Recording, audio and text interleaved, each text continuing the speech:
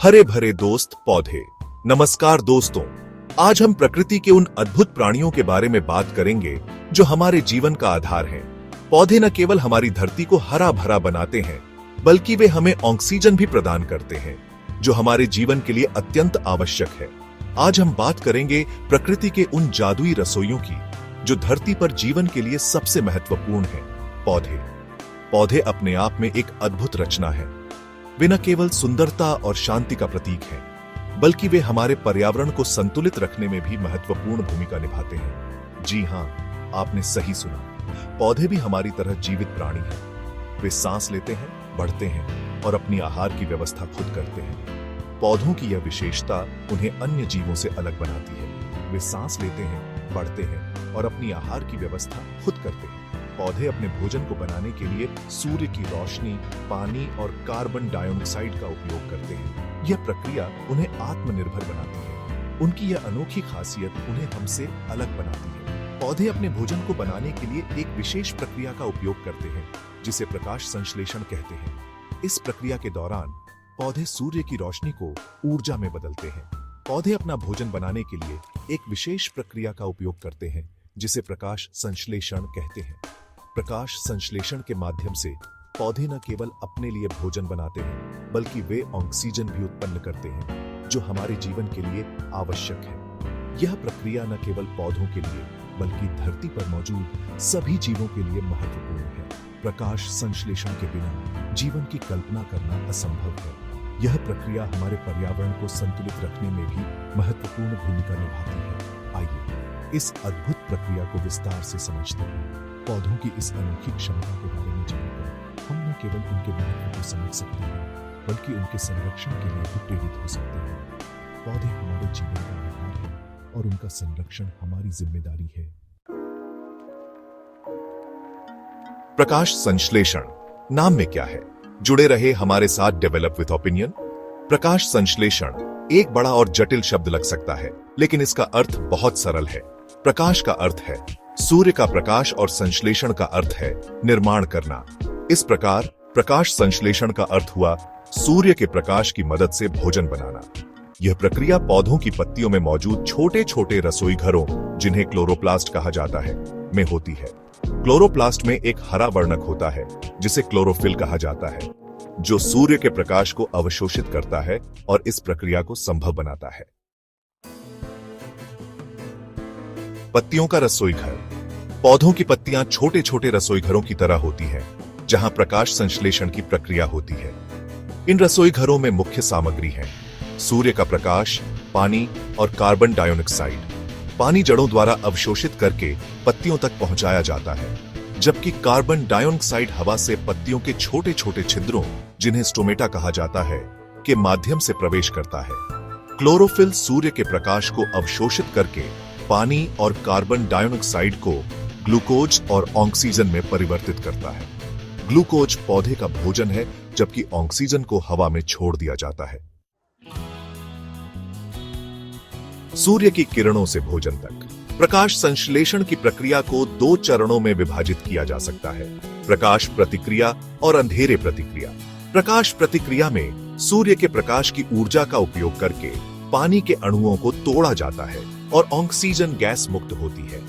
अंधेरे प्रतिक्रिया में कार्बन डाइऑक्साइड को ग्लूकोज में परिवर्तित किया जाता है।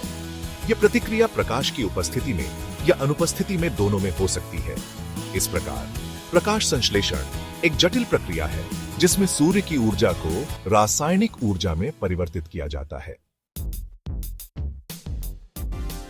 प्रकाश संश्लेषण के प्रकार। क्या आप जानते हैं कि प्रकाश संश्लेषण के भी अलग अलग प्रकार होते हैं? प्रकाश संश्लेषण वह प्रक्रिया है जिसके माध्यम से पौधे सूर्य के प्रकाश का उपयोग करके अपने भोजन का निर्माण करते हैं। यह प्रक्रिया पौधों के जीवन के लिए अत्यंत महत्वपूर्ण है और इसके बिना पौधे जीवित नहीं रह सकते। जी हां, पौधे अपने वातावरण के अनुसार अलग अलग तरीकों से प्रकाश संश्लेषण करते हैं। यह प्रक्रिया पौधों को उनके पर्यावरण के अनुकूल होने में मदद करती है और उन्हें विभिन्न परिस्थितियों में जीवित रहने की क्षमता प्रदान करती है। 3 मुख्य प्रकार के प्रकाश संश्लेषण हैं: C3, C4 और CAM। प्रत्येक प्रकार की अपनी विशेषताएं और लाभ होते हैं। जो पौधों को विभिन्न पर्यावरणीय परिस्थितियों में अनुकूलित करने में मदद करते हैं। C3 प्रकाश संश्लेषण सबसे आम प्रकार है और यह गेहूं, चावल और आलू जैसे पौधों में पाया जाता है। यह प्रक्रिया सामान्य तापमान और नमी की स्थितियों में सबसे अच्छी तरह से काम करती है। C4 प्रकाश संश्लेषण मक्का और गन्ना जैसे पौधों में पाया जाता है, जो गर्म और शुष्क जलवायु में उगते हैं। यह प्रक्रिया पौधों को उच्च तापमान और कम पानी की उपलब्धता के बावजूद जीवित रहने में मदद करती है। CAM प्रकाश संश्लेषण कैक्टस और अन्य रेगिस्तानी पौधों में पाया जाता है, जो पानी की कमी का सामना करते हैं। यह प्रक्रिया पौधों को रात के समय कार्बन डाइऑक्साइड को अवशोषित करने और दिन के समय इसे उपयोग करने की अनुमति देती है, जिससे पानी की बचत होती है। इन 3 प्रकारों के माध्यम से पौधे विभिन्न पर्यावरणीय चुनौतियों का सामना कर सकते हैं और अपने अस्तित्व को सुनिश्चित कर सकते हैं। प्रकाश संश्लेषण की यह विविधता पौधों की अद्वितीय अनुकूलन क्षमता को दर्शाती है और हमें प्रकृति की जटिलता और सुंदरता की एक झलक प्रदान करती है। प्रकाश संश्लेषण को प्रभावित करने वाले कारक। प्रकाश संश्लेषण एक जटिल प्रक्रिया है जो पौधों को सूर्य के प्रकाश से ऊर्जा प्राप्त करने में मदद करती है। यह प्रक्रिया कई कारकों से प्रभावित होती है, जिनमें से कुछ प्रमुख कारकों पर हम यहां चर्चा करेंगे। प्रकाश संश्लेषण की दर कई कारकों से प्रभावित होती है, जिनमें शामिल है प्रकाश की तीव्रता, कार्बन डाइऑक्साइड की सांद्रता, तापमान, पानी की उपलब्धता और पोषक तत्व। इन कारकों का संयोजन पौधों की वृद्धि और विकास में महत्वपूर्ण भूमिका निभाता है। प्रकाश की तीव्रता। प्रकाश जितना तेज होगा, प्रकाश संश्लेषण की दर उतनी ही अधिक होगी। सूर्य की किरणें पौधों के पत्तों पर पड़ती हैं और उन्हें ऊर्जा प्रदान करती हैं। जब प्रकाश की तीव्रता अधिक होती है, तो पौधे अधिक ऊर्जा प्राप्त करते हैं और उनकी प्रकाश संश्लेषण की दर बढ़ जाती है। लेकिन अत्यधिक तीव्रता भी नुकसानदायक हो सकती है। कार्बन डाइऑक्साइड की सांद्रता। कार्बन डाइऑक्साइड की सांद्रता जितनी अधिक होगी, प्रकाश संश्लेषण की दर उतनी ही अधिक होगी। पौधे कार्बन डाइऑक्साइड को अवशोषित करते हैं और उसे ग्लूकोज में परिवर्तित करते हैं। यह प्रक्रिया पौधों की ऊर्जा उत्पादन में महत्वपूर्ण है। ग्रीनहाउस में CO2 की सांद्रता बढ़ाकर हम प्रकाश संश्लेषण की दर को बढ़ा सकते हैं। तापमान। प्रकाश संश्लेषण के लिए एक इष्टतम तापमान सीमा होती है। बहुत अधिक या बहुत कम तापमान प्रकाश संश्लेषण की दर को कम कर सकता है। सामान्यतः 25-35 डिग्री सेल्सियस के बीच का तापमान प्रकाश संश्लेषण के लिए सबसे उपयुक्त माना जाता है। तापमान में अत्यधिक परिवर्तन पौधों की कोशिकाओं को नुकसान पहुंचा सकता है। पानी की उपलब्धता। पानी प्रकाश संश्लेषण के लिए आवश्यक है। पानी की कमी से प्रकाश संश्लेषण की दर कम हो सकती है। पौधों को पानी की आवश्यकता होती है ताकि वे पोषक तत्वों को अवशोषित कर सकें और उन्हें पत्तों तक पहुंचा सकें।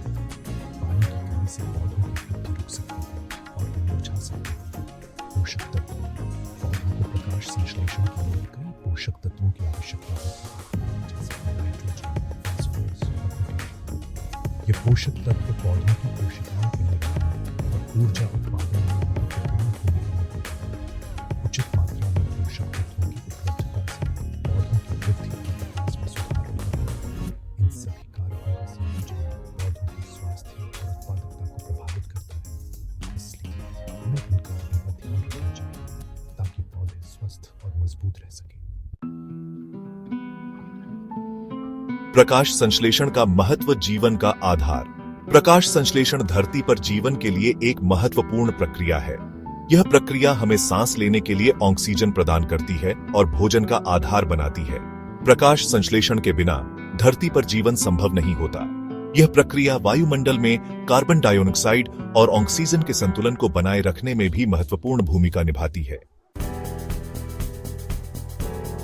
मानव जीवन में प्रकाश संश्लेषण। प्रकाश संश्लेषण का मानव जीवन से गहरा संबंध है। हम जो भोजन खाते हैं वह प्रत्यक्ष या अप्रत्यक्ष रूप से पौधों द्वारा किए गए प्रकाश संश्लेषण से ही आता है। चावल, गेहूं, दालें, फल, सब्जियां, ये सभी पौधे ही तो हैं। यहां तक कि जो मांसाहारी भोजन हम खाते हैं वह भी उन जानवरों से आता है जो पौधे खाते हैं। इस प्रकार प्रकाश संश्लेषण हमारे भोजन का आधार है। निष्कर्ष, प्रकाश संश्लेषण का जादू। प्रकाश संश्लेषण एक जादुई प्रक्रिया है जो सूर्य की ऊर्जा को जीवनदायी भोजन और ऑक्सीजन में बदल देती है। यह प्रक्रिया धरती पर जीवन के लिए अपरिहार्य है और हमें प्रकृति के प्रति अपनी जिम्मेदारी का एहसास कराती है।